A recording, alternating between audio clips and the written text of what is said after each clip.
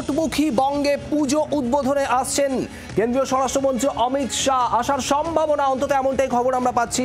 মহালয়ের আগেই এই অমিত শাহ পুজো উদ্বোধনে আসবেন, মহালয়ের পরের দিন তিনি আসতে চলেছেন এমনটাই খবর।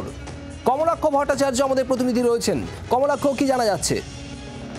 শুভদীপ, ফের আরো একবার দুর্গাপুজোর উদ্বোধনে এই বঙ্গে আসতে চলেছেন কেন্দ্রীয় স্বরাষ্ট্রমন্ত্রী অমিত শাহ, এমনটাই সম্ভাবনা।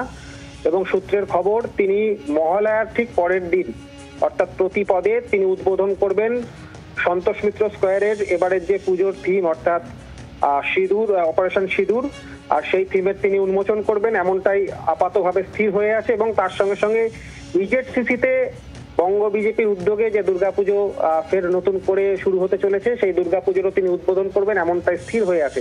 সমস্ত কিছু স্থির থাকলে এখনো পর্যন্ত যা ইঙ্গিত মিলেছে কেন্দ্রীয় স্বরাষ্ট্র মন্ত্রক সূত্রে, তাতে সম্মত হয়েছেন কেন্দ্রীয় স্বরাষ্ট্রমন্ত্রী অমিত শাহ এবং স্থির হয়েছে মহালয়ার পরের দিন তিনি বঙ্গে আসছেন। সুতরাং এর আগে আমরা দেখেছি যে লেবুতলা পার্ক অর্থাৎ সন্তোষ মিত্র স্কোয়ারের সজল ঘোষের পুজোর উদ্বোধন, এর আগেও কিন্তু রাম মন্দির যেবার হয়েছিল সেইবার কেন্দ্রীয় স্বরাষ্ট্রমন্ত্রী তিনি এসেছিলেন, উদ্বোধন করেছিলেন।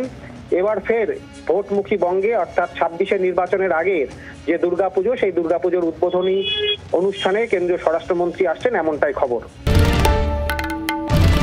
বাংলার আওয়াজ, বাঙালির আবেগ, জি ২৪ ঘন্টা।